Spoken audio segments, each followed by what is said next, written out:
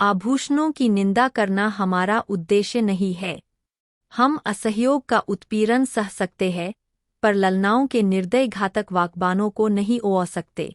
तो भी इतना अवश्य कहेंगे कि इस तृष्णा की पूर्ति के लिए जितना त्याग किया जाता है, उसका सदुपयोग करने से महान पद प्राप्त हो सकता है।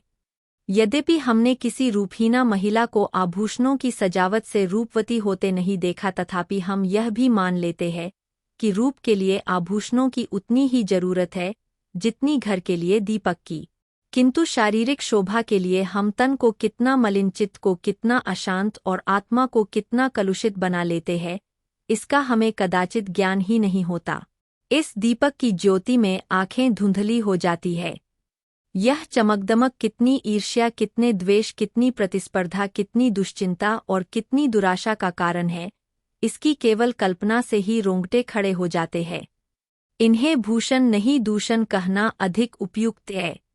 नहीं तो यह कब हो सकता था कि कोई नववधू पति के घर आने के तीसरे दिन अपने पति से कहती कि मेरे पिता ने तुम्हारे पल्ले बांधकर मुझे तो कुएं में ढकेल दिया। शीतला आज अपने गांव के ताल्लुकेदार कुंवर सुरेश सिंह की नवविवाहिता वधू को देखने गई थी। उसके सामने ही वह मंत्रमुग्धसी हो गई। बहू के रूपलावण्य पर नहीं, उसके आभूषणों की जगमगाहट पर उसकी तकटकी लगी रही, और वह जब से लौटकर घर आई उसकी छाती पर सांप लौटता रहा। अंत को ज्यों ही उसका पति आया, वह उस पर बरस पड़ी और दिल में भरा हुआ गुबार पूर्वोक्त शब्दों में निकल पड़ा। शीतला के पति का नाम विमल सिंह था। उनके पुरखे किसी जमाने में इलाकेदार थे। इस गांव पर भी उन्हीं का 16 आने अधिकार था, लेकिन अब इस घर की दशा हीन हो गई है। सुरेश सिंह के पिता जमींदारी के काम में दक्ष थे। विमल सिंह का सब इलाका किसी न किसी प्रकार से उनके हाथ आ गया। विमल के पास सवारी का टट्टू भी न था, उसे दिन में 2 बार भोजन भी मुश्किल से मिलता था। उधर सुरेश के पास हाथी मोटर और कई घोड़े थे। 10-5 बाहर के आदमी नित्य द्वार पर पड़े रहते थे, पर इतनी विषमता होने पर भी दोनों में भाईचारा निभाया जाता था। शादी ब्याह में, मुंडन छेदन में परस्पर आना जाना होता रहता था। सुरेश विद्याप्रेमी थे। हिंदुस्तान में ऊंची शिक्षा समाप्त करके वह यूरोप चले गए और सब लोगों की शंकाओं के विपरीत वहां से आर्य सभ्यता के परम भक्त बनकर लौटे। वहां के जड़वाद, कृत्रिम भोगलिप्सा और अमानुषिक मदान्धता ने उनकी आंखें खोल दी थीं। पहले वह घरवालों के बहुत जोर देने पर भी विवाह करने को राजी नहीं हुए थे। लड़की से पूर्वपरिचय हुए बिना प्रणय नहीं कर सकते थे, पर यूरोप से लौटने पर उनके वैवाहिक विचारों में बहुत बड़ा परिवर्तन हो गया। उन्होंने उसी पहले की कन्या से बिना उसके आचार विचार जाने हुए विवाह कर लिया। अब वह विवाह को प्रेम का बंधन नहीं, धर्म का बंधन समझते थे। उसी सौभाग्यवती वधू को देखने के लिए आज शीतला अपनी सास के साथ सुरेश के घर गई थी। उसी के आभूषणों की छटा देखकर वह मर्माहतसी हो गई है। विमल ने व्यथित होकर कहा तो माता पिता से कहा होता सुरेश से ब्याह कर देते, वह तुम्हें गहनों से लाद सकते थे। शीतला तो गाली क्यों देते हो? विमल गाली नहीं देता, बात कहता हूँ। तुम जैसी सुंदरी को उन्होंने नाहक मेरे साथ ब्याहा। शीतलाल जाते तो हो नहीं, उल्टे और ताने देते हो। विमल भाग्य मेरे वश में नहीं है। इतना पढ़ा भी नहीं हूँ कि कोई बड़ी नौकरी करके रुपए कमाऊँ। शीतलायह क्यों नहीं कहते कि प्रेम ही नहीं है? प्रेम हो तो कंचन बरसने लगे। विमल तुम्हें गहनों से बहुत प्रेम है। शीतलास भी को होता है, मुझे भी है। विमल अपने को अभागिनी समझती हो। शीतलाहू ही समझना, कैसा नहीं तो क्या दूसरे को देख कर तरसना पड़ता। विमल घने बनवा दूं तो अपने को भाग्यवती समझने लगोगी। शीतला चिलकर, तुम तो इस तरह पूछ रहे हो जैसे सुनार दरवाजे पर बैठा है। विमलन ही सच कहता हूँ, बनवा दूंगा। हाँ, कुछ दिन सब्र करना पड़ेगा। समर्थ पुरुषों को बात लग जाती है तो प्राण ले लेते हैं। सामर्थ्यहीन पुरुष अपनी ही जान पर खेल जाता है। विमल सिंह ने घर से निकल जाने की ठानी। निश्चय किया, या तो इसे गहनों से ही लाद दूंगा या वैधव्यशोक से, या तो आभूषण ही पहनेगी या सिंदूर को भी तरसेगी। दिन भर वह चिंता में डूबा पड़ा रहा। शीतला को उसने प्रेम से संतुष्ट करना चाहा था। आज अनुभव हुआ कि नारी का हृदय प्रेमपाश से नहीं बंधता, कंचन के पाश ही से बंध सकता है। पहर रात जाते जाते वह घर से चल खड़ा हुआ। पीछे फिर कर कभी न देखा। ज्ञान से जागे हुए विराग में चाहे मोह का संस्कार हो, पर नैराश्य से जागा हुआ विराग अचल होता है। प्रकाश में इधर की वस्तुओं को देखकर मन विचलित हो सकता है, पर अंधकार में किसका साहस है जो लीक से जौ भर हट सके। विमल के पास विद्या न थी, कला कौशल भी न था। उसे केवल अपने कठिन परिश्रम और कठिन आत्मत्याग ही का आधार था। वह पहले कलकत्ते गया। वहाँ कुछ दिन तक एक सेठ की अगवानी करता रहा। वहाँ जो सुन पाया कि रंगून में मजदूरी अच्छी मिलती है, तो वह रंगून जा पहुँचा और बंदर पर माल चढ़ाने उतारने का काम करने लगा। कुछ तो कठिन श्रम, कुछ खाने पीने के असंयम और कुछ जलवायु की खराबी के कारण वह बीमार हो गया। शरीर दुर्बल हो गया, मुख की कांति जाती रही, फिर भी उससे ज्यादा मेहनती मजदूर बंदर पर दूसरा न था। और मजदूर थे, पर यह मजदूर तपस्वी था। मन में जो कुछ ठान लिया था उसे पूरा करना उसके जीवन का एकमात्र उद्देश्य था। उसने घर को अपना कोई समाचार न भेजा। अपने मन से तर्क किया, घर में मेरा कौन हितू है, गहनों के सामने मुझे कौन पूछता है। उसकी बुद्धि यह रहस्य समझने में असमर्थ थी कि आभूषणों की लालसा रहने पर भी प्रणय का पालन किया जा सकता है। और मजदूर प्रातःकाल सेरों मिठाई खाकर जलपान करते थे। दिन भर दमदम भर पर गांजेचर्स और तमाकू के दम लगाते थे। अवकाश पाते तो बाजार की सैर करते थे। कितनों ही को शराब का भी शौक था। पैसों के बदले रुपए कमाते थे तो पैसों की जगह रुपए खर्च भी कर डालते थे। किसी की देह पर साबुत कपड़े न थे, पर विमल उन गिनती के 2-4 मजदूरों में था जो संयम से रहते थे, जिनके जीवन का उद्देश्य खा पी कर मर जाने के सिवा कुछ और भी था। थोड़े ही दिनों में उसके पास थोड़ी सी संपत्ति हो गई। धन के साथ और मजदूरों पर दबाव भी बढ़ने लगा। यह प्रायः सभी जानते थे कि विमल जाति का कुलीन ठाकुर है। सब ठाकुर ही कहकर उसे पुकारते थे। संयम और आचार सम्मान सिद्धि के मंत्र है। विमल मजदूरों का नेता और महाजन हो गया। विमल को रंगून में काम करते हुए 3 वर्ष हो चुके थे। संध्या हो गई थी। वह कई मजदूरों के साथ समुद्र के किनारे बैठा बातें कर रहा था। एक मजदूर ने कहा कि सभी स्त्रियां निठुर होती है।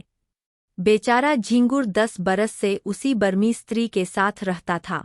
कोई अपनी ब्याही जोरू से भी इतना प्रेम न करता होगा। उस पर इतना विश्वास करता था कि जो कुछ कमाता सो उसके हाथ में रख देता था। 3 लड़के थे। अभी कल तक दोनों साथ साथ खा कर लेटे थे। न कोई लड़ाई, न बात, न चीत। रात को औरत न जाने कहाँ चली गई, लड़कों को छोड़ गई। बेचारा झिंगुर रो रहा है। सबसे बड़ी मुश्किल तो छोटे बच्चे की है। अभी कुल 6 महीने का है। कैसे जिएगा भगवान ही जाने। विमल सिंह ने गंभीर भाव से कहा, घने बनवाता था कि नहीं? मजदूर रुपए पैसे तो औरत ही के हाथ में थे। गहने बनवाती उसका हाथ कौन पकड़ता? दूसरे मजदूर ने कहा, घनों से तो लदी हुई थी। जिधर से निकल जाती थी छमछम की आवाज से कान भर जाते थे। विमल जब गहने बनवाने पर भी निठुराई की तो यही कहना पड़ेगा कि यह जाति ही बेवफा होती है। इतने में एक आदमी आकर विमल सिंह से बोला, चौधरी, अभी मुझे एक सिपाही मिला था। वह तुम्हारा नाम, गांव और बाप का नाम पूछ रहा था। कोई बाबू सुरेश सिंह है? विमल ने सशंक होकर कहा, है तो मेरे गांव के इलाकेदार और बिरादरी के भाई है। आदमी, उन्होंने थाने में कोई नोटिस छपवाया है कि जो विमल सिंह का पता लगावेगा उसे 1000 रुपये का इनाम मिलेगा। विमल, तो तुमने सिपाही को सब ठीक ठीक बता दिया? आदमी, चौधरी, मैं कोई गवार हूँ, क्या समझ गया कुछ दाल में काला है, नहीं तो कोई इतने रुपए क्यों खर्च करता। मैंने कह दिया कि उनका नाम विमल सिंह नहीं, जसोदा पांडे है। बाप का नाम सुक्खू बताया और घर जिला झांसी में। पूछने लगा, यहाँ कितने दिन से रहता है? मैंने कहा, कोई 10 साल से। तब कुछ सोच कर चला गया। सुरेश बाबू से तुमसे कोई अदावत है क्या चौधरी? विमलदावत तो नहीं थी, मगर कौन जाने उनकी नीयत बिगड़ गई हो। मुझ पर कोई अपराध लगाकर मेरी जगहजमीन पर हाथ बढ़ाना चाहते हों। तुमने बड़ा अच्छा किया कि सिपाही को उड़नझाई बताई। आदमी मुझसे कहता था कि ठीक ठीक बता दो तो 50 रू तुम्हें भी दिला दूं। मैंने सोचा आप तो 1000 की गठरी मारेगा और मुझे 50 रू दिलाने को कहता है। फटकार बता दी।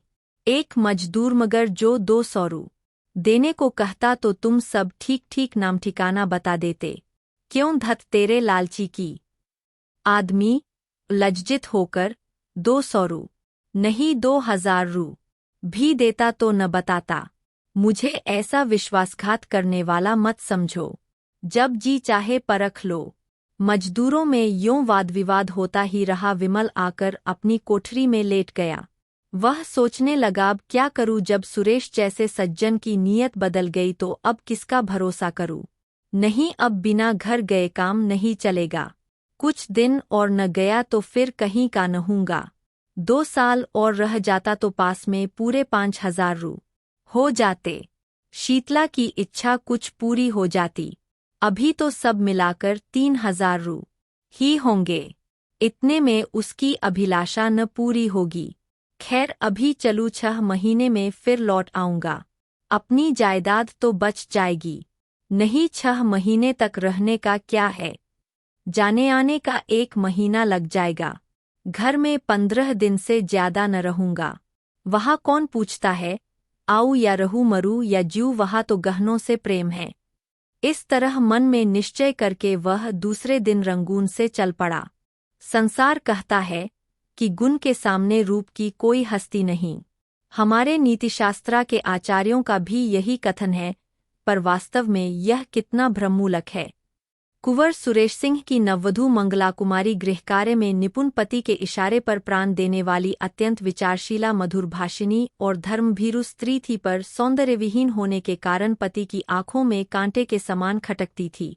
सुरेश सिंह बात बात पर उस पर झुंझलाते, पर घड़ी भर में पश्चात्ताप के वशीभूत होकर उससे क्षमा मांगते, किंतु दूसरे ही दिन वही कुत्सित व्यापार शुरू हो जाता। विपत्ति यह थी कि उनके आचरण अन्य रईसों की भांति भ्रष्ट न थे।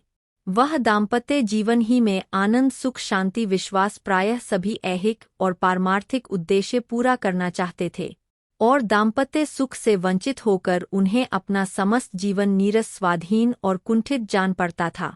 फल यह हुआ कि मंगला को अपने ऊपर विश्वास न रहा। वह अपने मन से कोई काम करते हुए डरती कि स्वामी नाराज होंगे। स्वामी को खुश रखने के लिए अपनी भूलों को छिपाती, बहाने करती, झूठ बोलती। नौकरों को अपराध लगाकर आत्मरक्षा करना चाहती। पति को प्रसन्न रखने के लिए उसने अपने गुणों की, अपनी आत्मा की अवहेलना की, पर उठने के बदले वह पति की नजरों से गिरती ही गई। नित्य नए श्रृंगार करती, पर लक्ष्य से दूर होती जाती थी। पति की एक मधुर मुस्कान के लिए, उनके अधरों के एक मीठे शब्द के लिए उसका प्यासा हृदय तड़प कर रह जाता था। लावण्यविहीन स्त्री वह भिक्षुक नहीं है जो चंगुल भर आटे से संतुष्ट हो जाए।